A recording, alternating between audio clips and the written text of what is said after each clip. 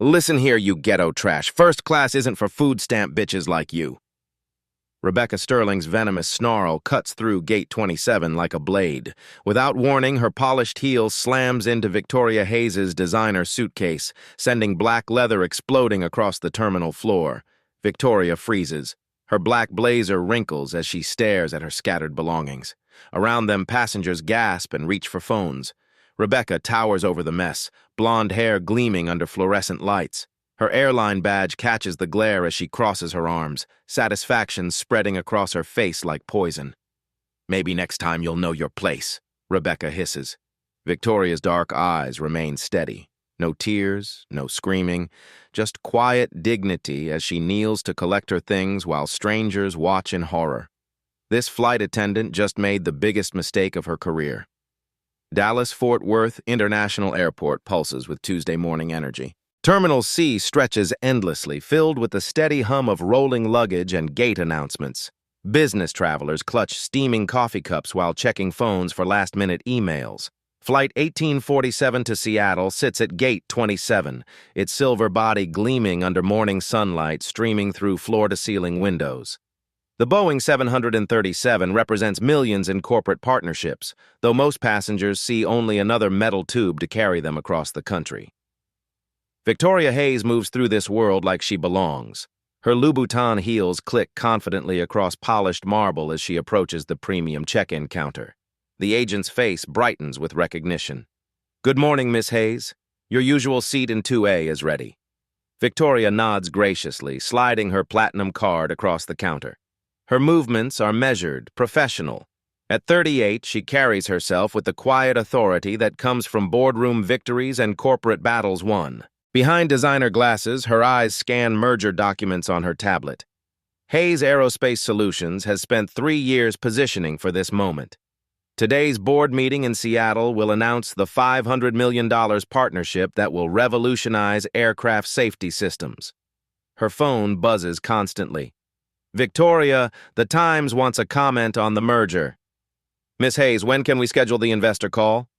Each message represents millions in market value, hundreds of jobs, technological advances that will save lives.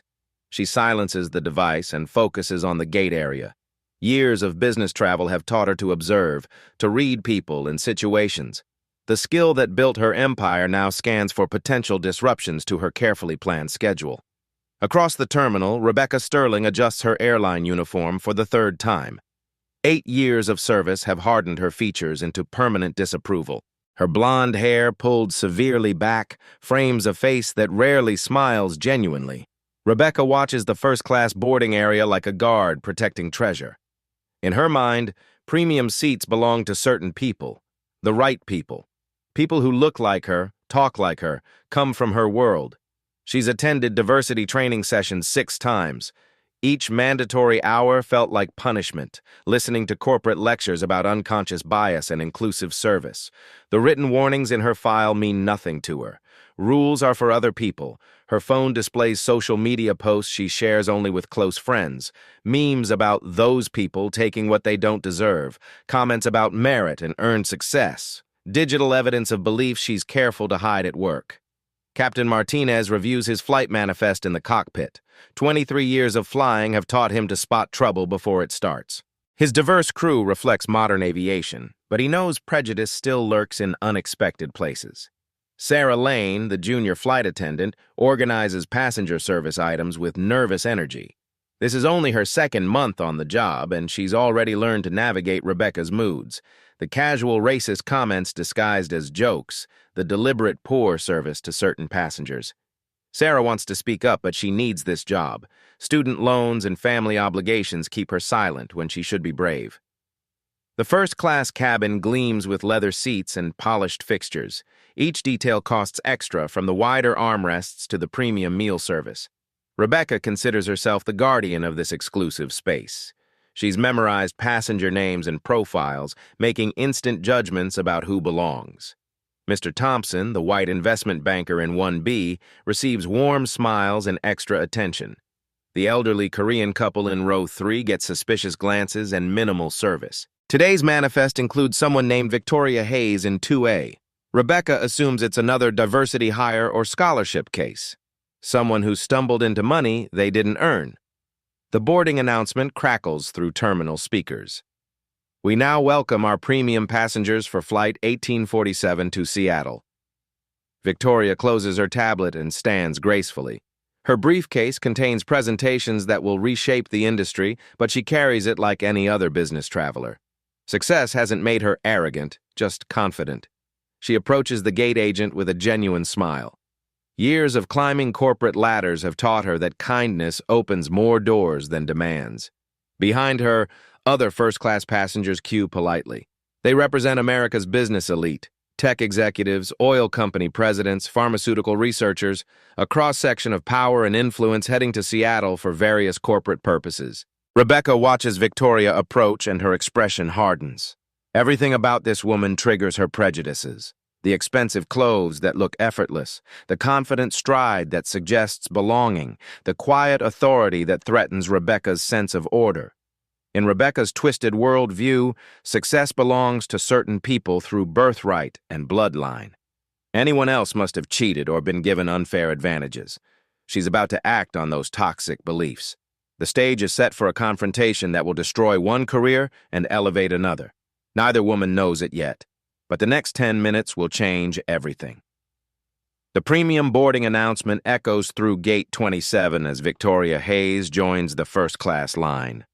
Her boarding pass displays seat 2A in crisp black letters, while other passengers shuffle behind her with expensive luggage and designer accessories. Rebecca Sterling positions herself at the aircraft entrance like a sentinel guarding forbidden territory. Her eyes track Victoria's approach with predatory focus, noting every detail that confirms her twisted assumptions. "Good morning," Victoria says politely as she presents her boarding pass. Rebecca's fingers grip the document longer than necessary, studying it with exaggerated scrutiny. Her voice drips false concern as passengers behind Victoria grow restless. "Ma'am, are you absolutely certain you're in the correct boarding group? This line is exclusively for legitimate first-class passengers." The word legitimate hangs in the air like poison. Victoria's eyebrows raise slightly, but her voice remains steady. "Yes, I'm quite sure. Seat 2A. Rebecca's smile turns predatory. She hands back the boarding pass with theatrical reluctance, ensuring nearby passengers witness her disapproval. Her voice carries across the boarding area. Sometimes people get confused about their actual ticket class. It happens more often than you'd think with certain types of passengers. Victoria's jaw tightens imperceptibly, but she maintains her composure. Behind her, other first-class passengers exchange uncomfortable glances at Rebecca's obvious implications.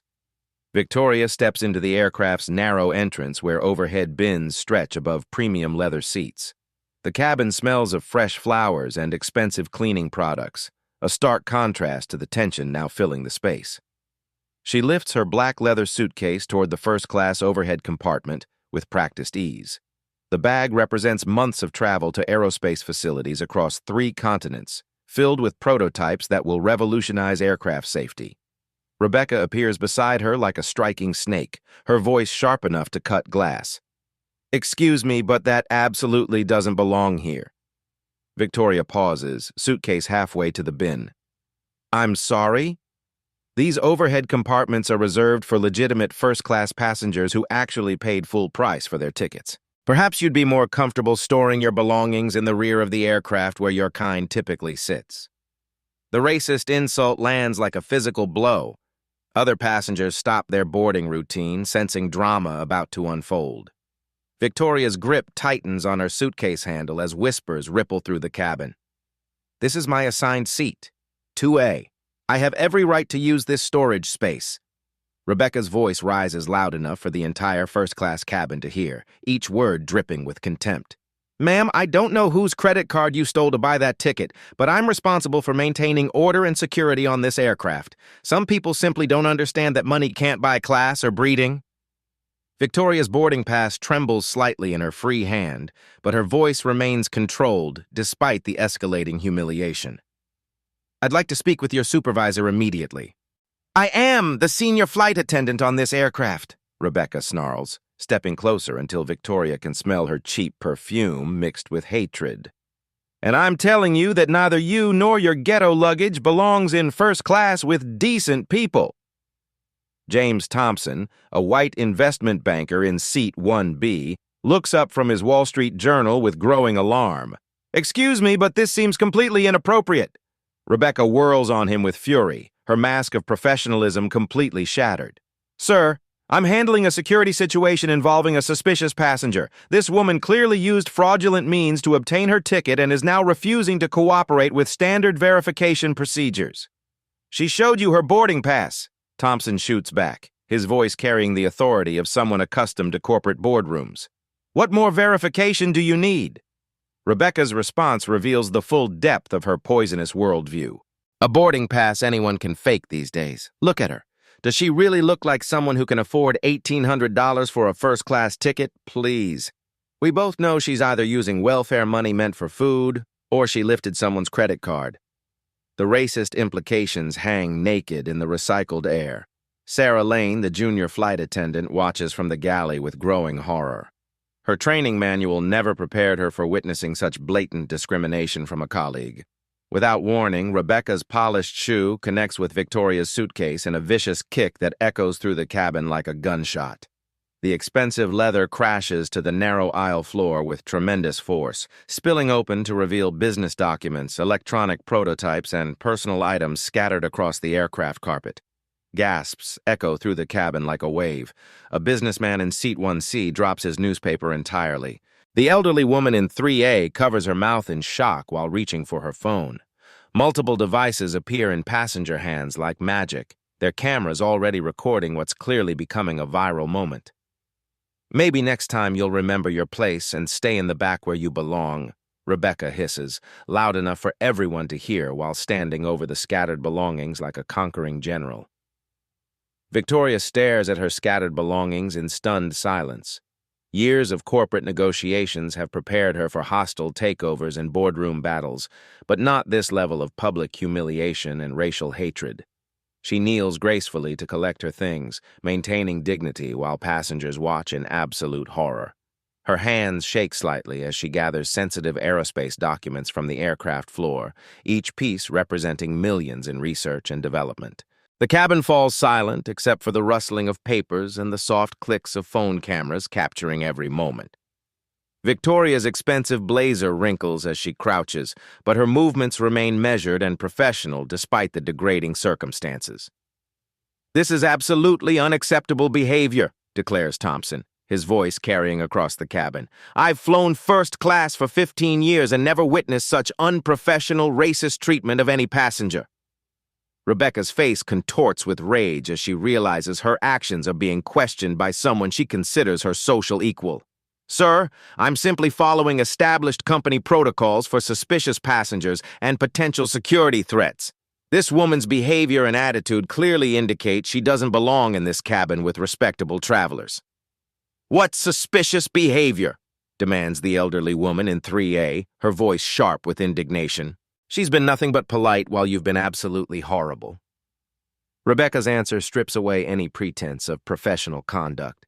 "Her entire presence here is suspicious. The expensive clothes that don't match her obvious background. The entitled attitude like she has some right to be here. The way she carries herself like she actually belongs among successful people. I've been doing this job for 8 years and I can spot these diversity cases and affirmative action hires from across the terminal." More phones emerge from passenger seats throughout the cabin. The hashtag #FirstClass while black and female won't trend for another hour, but it's already being born in this crystallized moment of institutional racism and misogyny. Victoria rises slowly, her scattered belongings finally gathered and clutched against her chest. Every eye in first class focuses on her response, waiting to see how she'll handle this unprecedented attack on her dignity and humanity.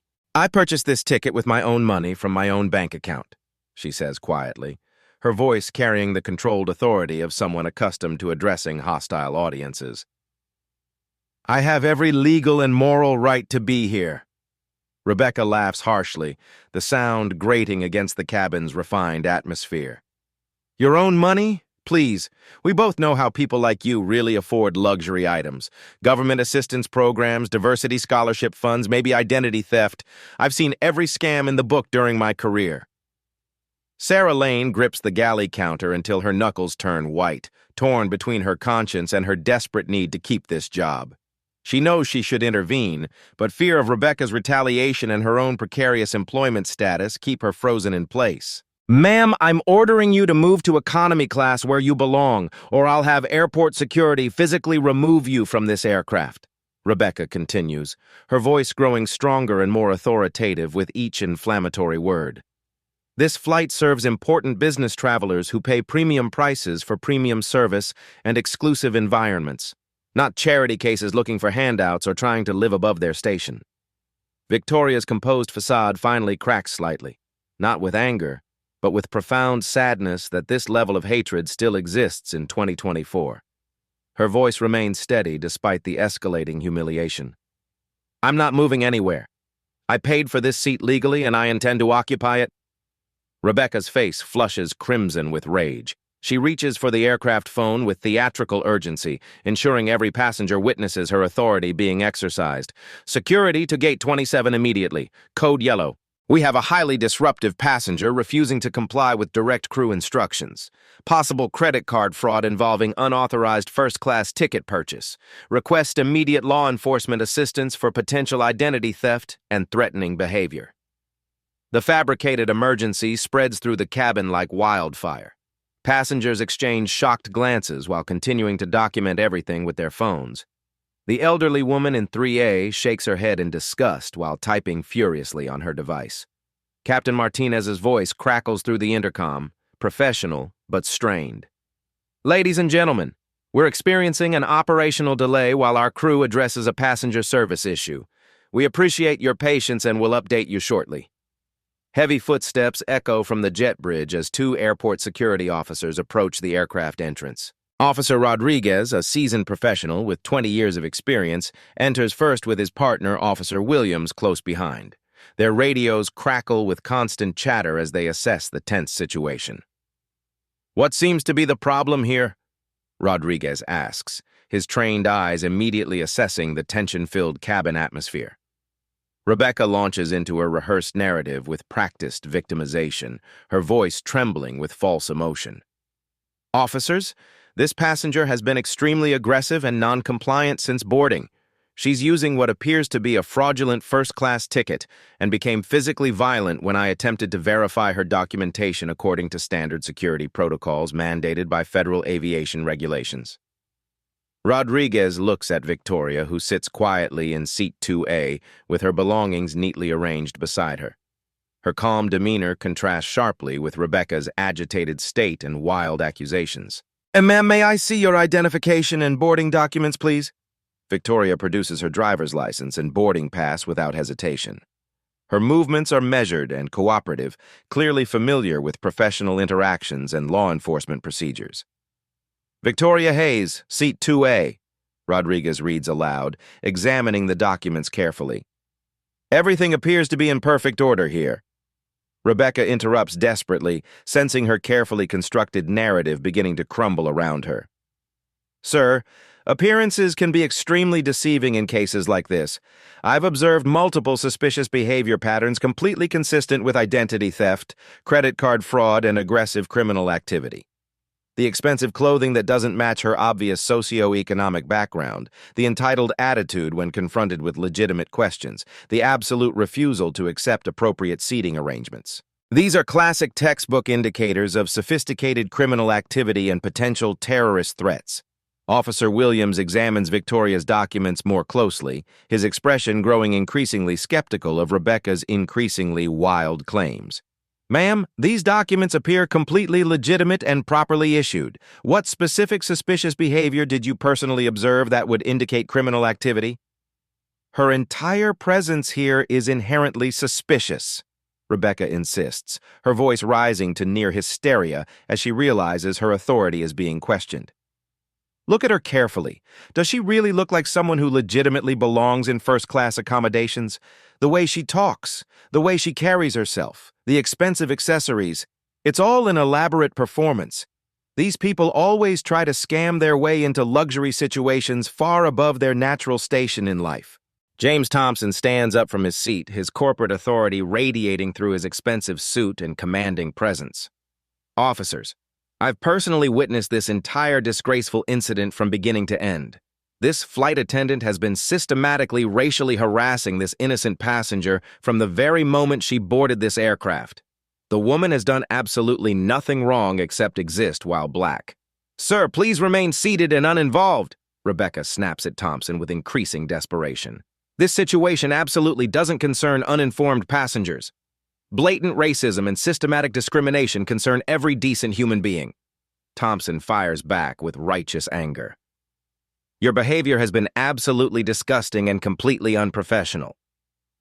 Multiple passengers begin speaking simultaneously, creating a growing chorus of support for Victoria and condemnation of Rebecca's actions. The woman in 3A waves her phone triumphantly.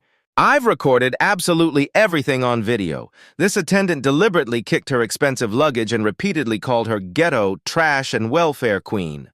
A businessman in seat 1C adds his testimony. I heard her suggest that the passenger stole someone's credit card. Pure racial profiling with no evidence whatsoever. Sarah Lane finally finds her courage, stepping forward from the galley area where she's been frozen with indecision. Her voice trembles, but carries growing conviction. Officers, I personally witnessed the entire ugly incident. Miss Sterling deliberately kicked the passenger's luggage and made several completely inappropriate comments about her race, economic status, and supposed criminal behavior.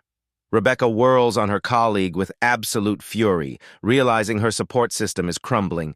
Sarah, you're completely mistaken about what happened. You weren't even paying proper attention to the situation. I was standing right here the entire time, Sarah responds with newfound firmness. I heard every single racist word you said. Rodriguez requests to review the cell phone footage from multiple passengers.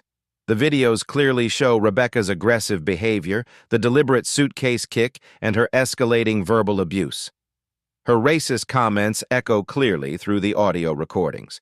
Ma'am, Rodriguez addresses Rebecca with growing authority. Based on extensive witness testimony and clear video evidence, it appears you've engaged in systematic discriminatory behavior toward this passenger. Rebecca's desperation reaches new heights as she realizes her authority and credibility are completely evaporating. Officers, you don't understand the full complexity of this situation. This woman has been subtly intimidating and threatening me since she arrived at the gate. She made explicit verbal threats about expensive lawsuits and corporate retaliation when I tried to verify her ticket legitimacy through standard procedures. That's completely and utterly false. Victoria speaks directly to security for the first time, her voice remaining calm and utterly professional. I simply requested to speak with a supervisor when she began harassing me about my race. Officer Williams reviews his detailed notes carefully. Miss Sterling, multiple credible witnesses completely contradict your version of events. The passenger appears fully cooperative, and her documentation is entirely valid. Rebecca plays her final desperate card with increasing venomous intensity. Officers, I have 8 years of exemplary service with this airline company. I've never had any formal complaints or disciplinary incidents. This woman is clearly running some kind of elaborate criminal scam, probably involving stolen identity documents, fraudulent credit cards, and organized crime networks. People like her are constantly trying to live far beyond their legitimate means through sophisticated illegal activities. The racist implications hang naked in the recycled cabin air.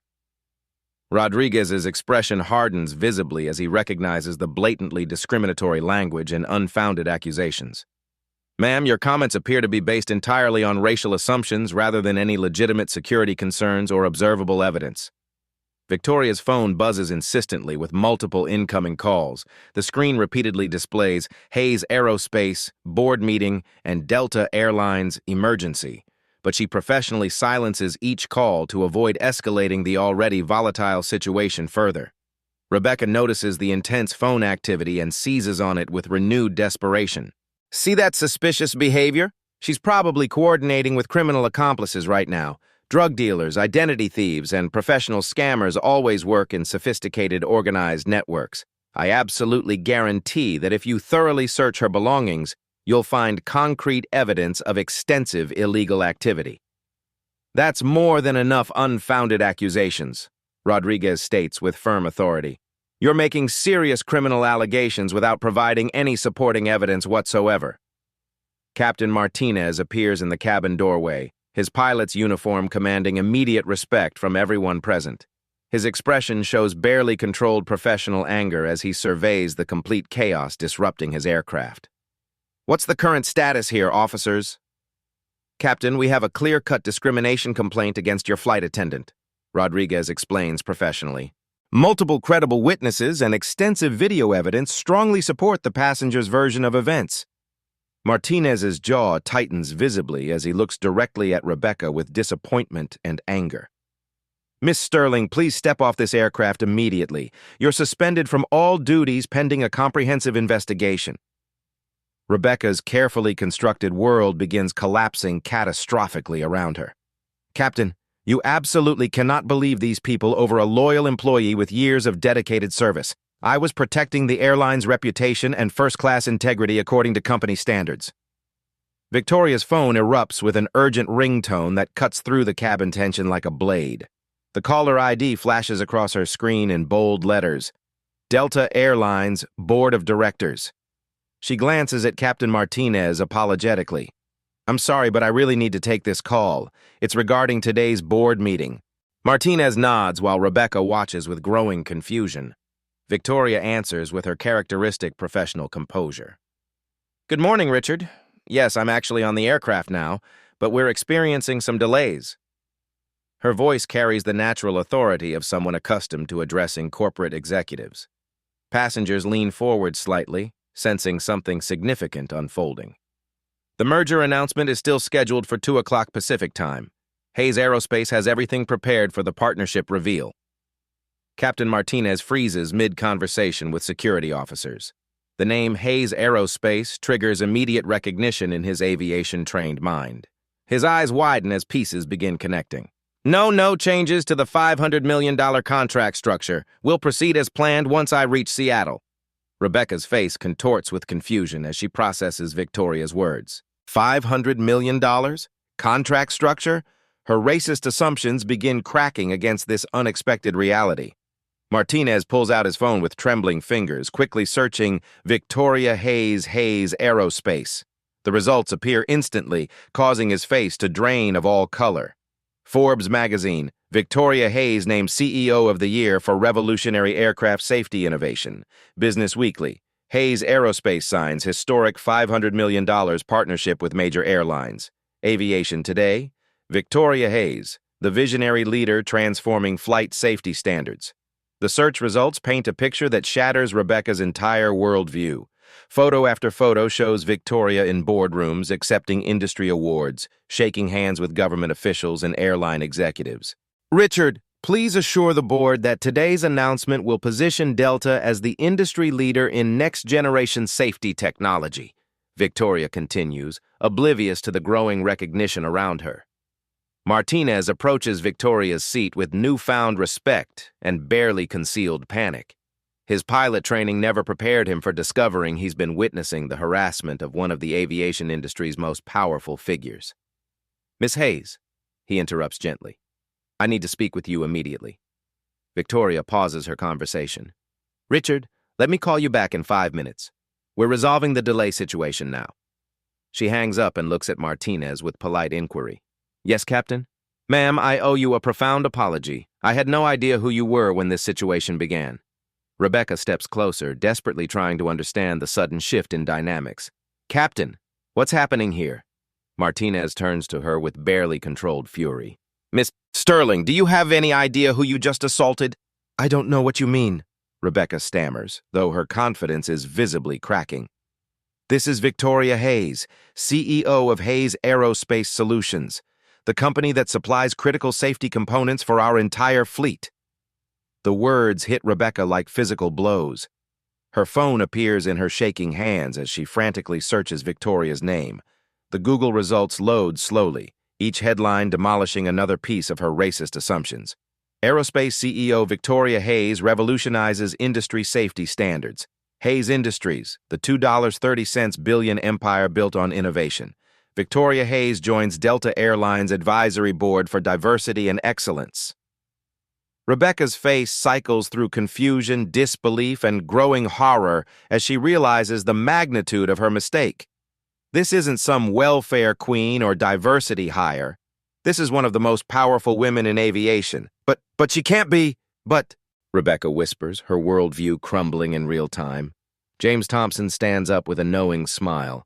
I thought I recognized you from the Business Weekly cover story. Your interview about breaking barriers in aerospace was inspiring. Other passengers begin murmuring with recognition. Phones appear again, but now they're documenting the revelation rather than the discrimination. Wait, Sarah Lane gasps from the galley. You're the Victoria Hayes who spoke at my aviation management graduation last year. You talked about perseverance and excellence. Victoria nods graciously while her phone continues buzzing with urgent calls from corporate executives, government officials, and media representatives. Captain Martinez's radio crackles with an emergency message from airline headquarters. Flight 1847, this is Operations Control. We're receiving reports about an incident involving Victoria Hayes. Please confirm passenger status immediately. The captain keys his radio with visible anxiety. Operations passenger Victoria Hayes is confirmed aboard and unharmed. However, we have a significant crew disciplinary situation requiring immediate corporate attention. Rebecca's hands tremble as she continues scrolling through search results. Photos show Victoria meeting with presidents, accepting humanitarian awards, delivering keynote speeches at international conferences. This can't be real, she mutters, her voice barely audible. Miss Sterling, Martinez addresses her with ice-cold professionalism.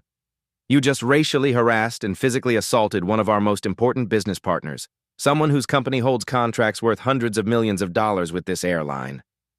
Victoria's phone rings again, this time displaying Delta CEO, urgent. She looks at Martinez apologetically. Captain, this is probably your CEO calling about our partnership announcement. Should I take it? Martinez nods numbly, realizing his airline's reputation hangs in the balance of this conversation. Victoria answers with her characteristic grace. Hello, Michael. Yes, I'm on one of your aircraft experiencing some interesting customer service challenges. Rebecca sinks into an empty seat, her career and worldview simultaneously collapsing around her. 8 years of employment evaporated because she couldn't see past her own prejudices. The woman she tried to humiliate as a welfare queen controls technology that keeps airplanes safely in the sky. The racist assumptions that seemed so certain 3 minutes ago now appear as ignorant delusions that have destroyed her future.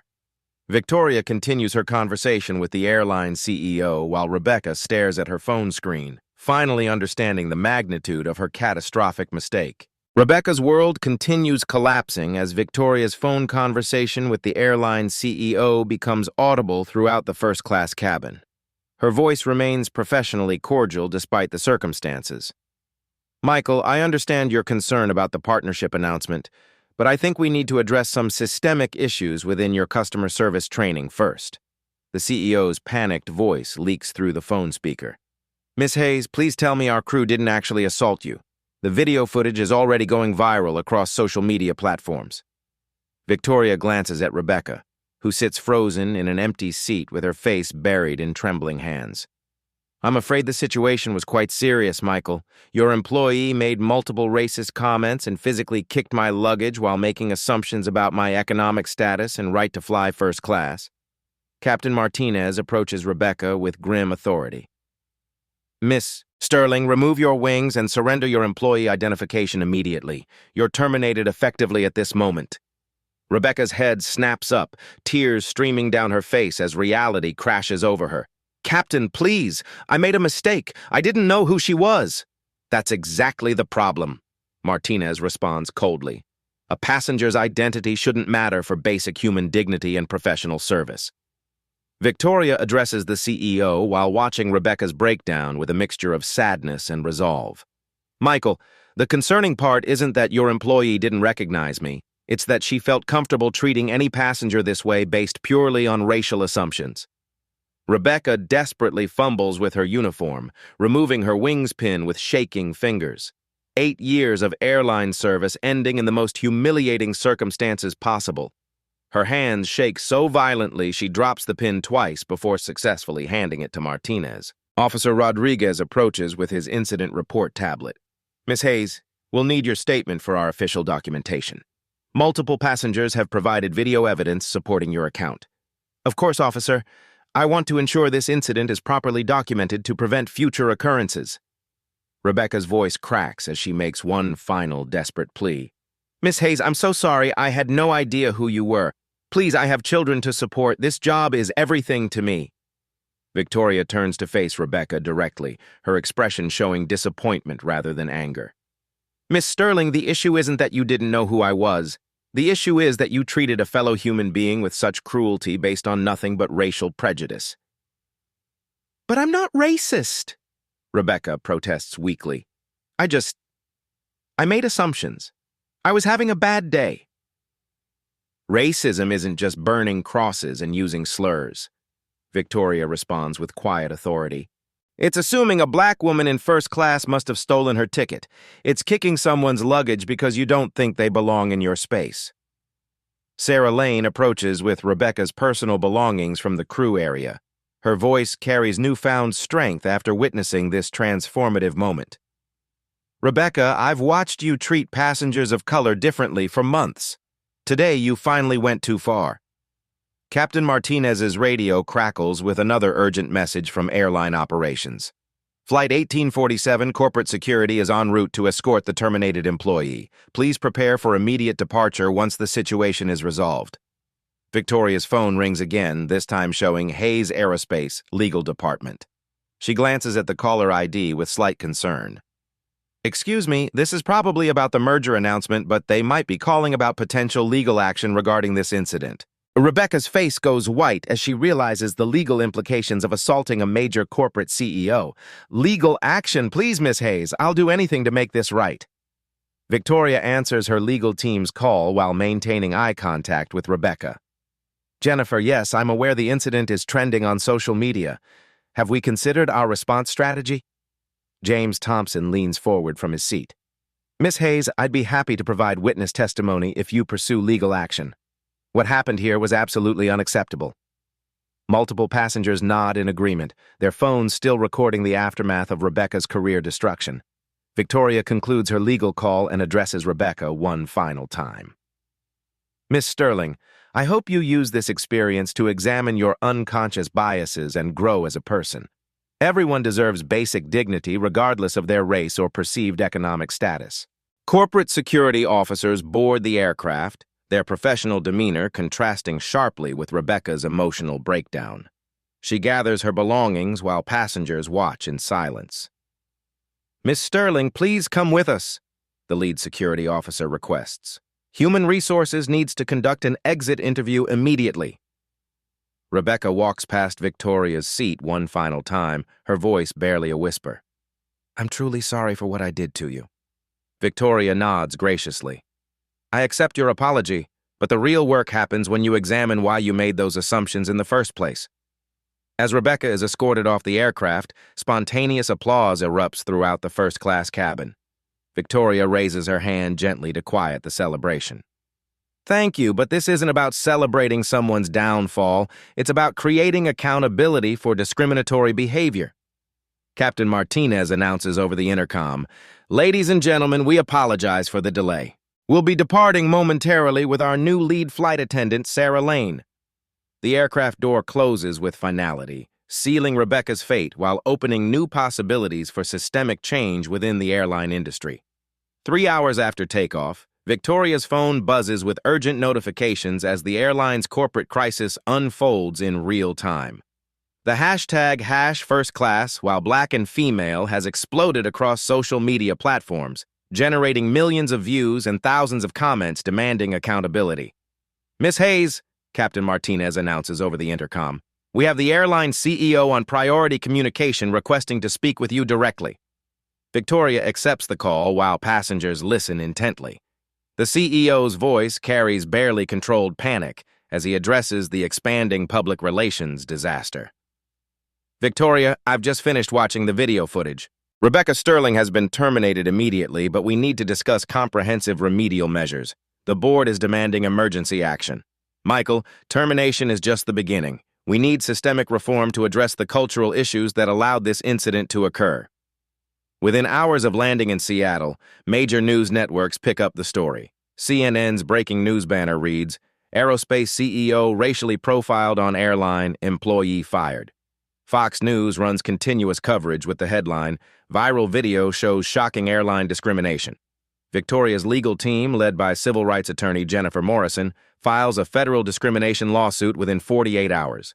The complaint outlines not just Rebecca's actions, but a pattern of discriminatory behavior enabled by inadequate corporate oversight. This case represents something larger than one incident, Morrison explained to gathered reporters. "We're challenging systemic discrimination that affects countless travelers who don't have Ms. Hayes' platform or resources." The airline's Human Resources Department launches an immediate investigation into Rebecca's employment history.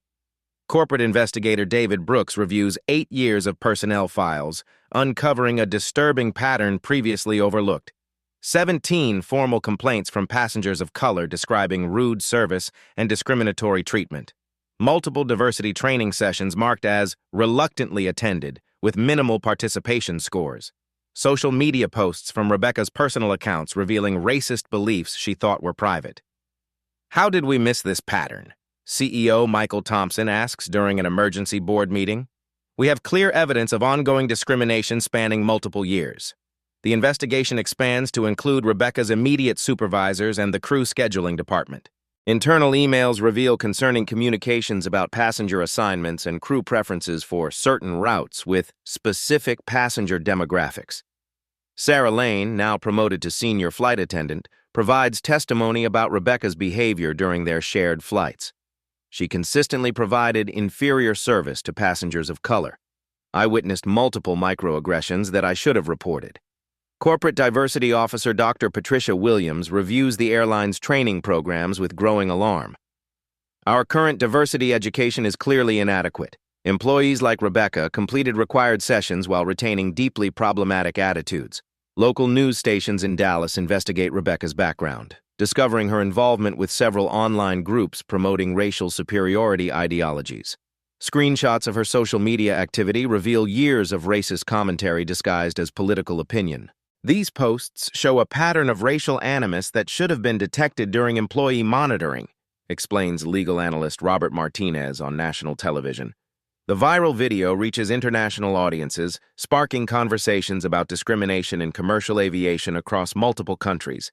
European airlines begin reviewing their own diversity policies in response to the global attention. Victoria uses her platform to address broader issues during a press conference at Hayes Aerospace headquarters. This incident highlights experiences that countless travelers face without cameras recording or corporate power to demand accountability. The airline's stock price drops 12% in 3 trading days as investors worry about potential boycotts and legal liability. Social media campaigns calling for passenger boycotts gain momentum among civil rights organizations. Rebecca's employment prospects evaporate as the story spreads through aviation industry networks. Airport personnel managers quietly blacklist her from future hiring consideration. Her professional reputation becomes permanently damaged. "No airline will touch her now," explains aviation industry recruiter Lisa Thompson. This level of public discrimination creates liability concerns that employers won't risk. The Federal Aviation Administration launches its own investigation into the airline's compliance with anti-discrimination regulations. Government investigators review passenger complaint patterns and employee training protocols. Victoria's legal team expands their lawsuit to include civil rights violations under federal transportation law. The case attracts support from the NAACP, ACLU, and multiple civil rights organizations offering assistance. "This case will establish important precedents for transportation discrimination," explains NAACP legal counsel Patricia Johnson. "We're committed to ensuring comprehensive accountability." Congressional representatives from the House Transportation Committee announce hearings on discrimination in commercial aviation. Victoria agrees to testify about her experience and broader industry reforms needed. The airline implements immediate policy changes, including mandatory monthly diversity training anonymous reporting systems for discrimination, and diverse hiring initiatives for management positions. We're completely overhauling our corporate culture, CEO Thompson announces during a televised statement. This incident exposed systematic failures that demand comprehensive solutions. Rebecca attempts damage control through local media interviews, but her explanations only deepen public outrage. "I'm not racist. I just made poor judgments under stress," she tells a sympathetic local reporter. Social media responds with overwhelming rejection of her justifications. The hashtag #accountability, not excuses, trends nationally as users share their own discrimination experiences. Aviation industry publications feature extensive coverage analyzing the incident's implications for customer service training and corporate liability. Professional organizations announce enhanced discrimination prevention initiatives. Victoria establishes the Hayes Foundation for Transportation Equity, funded with her lawsuit settlement money. The foundation will monitor discrimination in travel industries and provide legal support for affected passengers. "We're transforming this negative experience into positive systemic change," Victoria announces at the foundation's launch event. Corporate executives from multiple airlines attend emergency industry conferences addressing discrimination prevention. Victoria speaks as a keynote presenter, sharing recommendations for cultural transformation. The incident becomes a Harvard Business School case study examining corporate crisis management and the intersection of social media, discrimination, and business accountability. Rebecca's personal life crumbles as friends and family distance themselves from the public embarrassment. Her children face harassment at school while she struggles with unemployment and social isolation. 6 months later, the airline reports significant improvements in passenger satisfaction scores among travelers of color. Anonymous reporting systems document increased employee accountability and cultural awareness. Victoria's testimony before Congress leads to proposed federal legislation strengthening anti-discrimination enforcement in transportation industries. The Hayes Act would mandate enhanced training and reporting requirements. One moment of courage in facing down hatred has created ripple effects transforming an entire industry, Victoria reflects during her congressional testimony. Rebecca eventually finds employment at a fast food restaurant, her aviation career permanently destroyed. The viral video continues circulating as a cautionary tale about the consequences of workplace discrimination. The lawsuit settlement, rumored to exceed $2 million, establishes legal precedents making airlines more liable for employee discrimination. Corporate policies nationwide evolve to prevent similar incidents. Victoria's experience transforms from personal trauma into industry-wide reform, proving that individual acts of courage can create systematic change when supported by legal accountability and public attention. 1 year later, Victoria Hayes stands before a packed auditorium at the National Civil Rights Conference, her voice carrying the quiet strength that transformed a moment of humiliation into industry-wide change. "That day on Flight 1847, I had a choice. I could have quietly endured the discrimination, grateful for my privilege and platform. Instead, I chose to stand up not just for myself, but for every person of color who faces similar treatment without cameras recording or corporate power to demand justice." The Hayes Foundation for Transportation Equity has processed over 300 discrimination complaints in its first year, providing legal support and advocacy for travelers who previously had no recourse. Their anonymous reporting app has documented patterns of bias across multiple transportation companies. "We've learned that my experience wasn't unique. It was simply the most visible example of systematic discrimination affecting millions of travelers annually." The airline industry has implemented unprecedented reforms following Victoria's case. Mandatory quarterly bias training now includes real-world scenarios based on documented incidents. Anonymous reporting systems have uncovered and addressed hundreds of discriminatory practices previously ignored. Change happened because ordinary people refused to stay silent when they witnessed injustice. The passengers who recorded that incident, the colleagues who spoke the truth, the security officers who investigated fairly, they all chose courage over comfort. Victoria's merger announcement, delayed by 1 day due to the discrimination incident, ultimately strengthened Hayes Aerospace's position in the market. The company's commitment to diversity and inclusion attracted new partnerships worth over $1 billion in additional contracts. Sometimes our greatest challenges become our most powerful opportunities for growth and positive impact. Sarah Lane, now the airline's youngest senior flight attendant, credits Victoria's example with inspiring her own leadership development. Watching Miss Hayes maintain her dignity while facing such hatred taught me that true strength comes from standing up for what's right, even when it's difficult. The airline reports a 43% improvement in customer satisfaction scores among travelers of color. Employee diversity has increased significantly, with particular growth in leadership positions previously dominated by single demographics. Rebecca Sterling's story serves as a cautionary tale circulated through aviation industry training programs. Her social media posts, preserved as evidence, demonstrate how personal biases can destroy professional careers when translated into discriminatory actions. I don't celebrate anyone's downfall, but I do believe in accountability. Rebecca's consequences remind us that our actions have impact beyond ourselves. The viral video continues generating educational discussions in corporate training sessions worldwide. Business schools analyze the incident as a case study in crisis management, social media accountability, and the intersection of personal prejudice with professional responsibility. Technology has made discrimination harder to hide, but it's also created opportunities for positive change when people choose to document and share injustice. Congressional hearings inspired by Victoria's testimony led to the Transportation Equity Act, requiring enhanced anti-discrimination training and enforcement across all federally regulated transportation industries. The legislation passed with bipartisan support. Policy change happens when individual stories illuminate systematic problems. My experience became everyone's opportunity to demand better. Victoria's keynote speeches at universities focus on transforming adversity into advocacy. Students consistently ask how she maintained composure during such public humiliation. Dignity isn't about never feeling hurt or angry. It's about choosing your response carefully, knowing that your actions in difficult moments define your character and influence others. The Hayes Foundation's scholarship program has awarded full college tuition to 50 students from underrepresented communities pursuing careers in aviation and aerospace engineering. Recipients commit to continuing the cycle of positive change through their future leadership.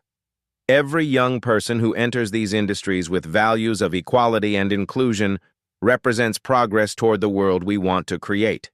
International aviation organizations have adopted similar reforms following global attention to Victoria's case.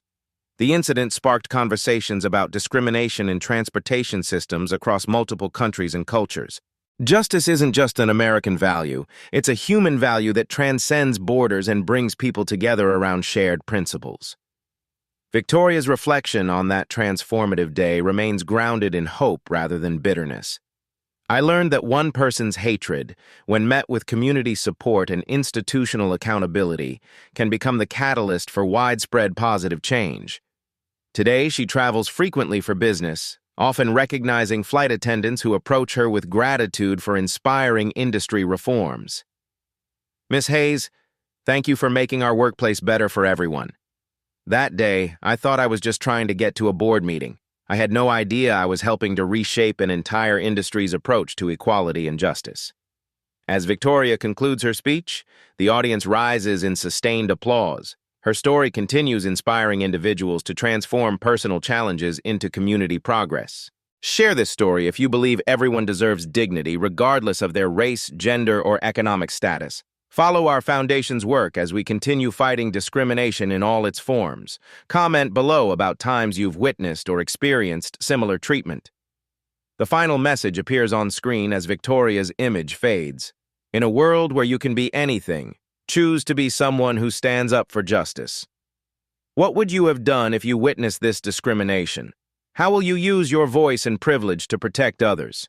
Will you be a bystander or an advocate when injustice happens around you? Remember, respect costs nothing, but its absence costs everything. Together, we can create a world where everyone belongs everywhere they go. At Black Voices Uncut, we don't polish away the pain or water down the message. We tell it like it is because the truth deserves nothing less.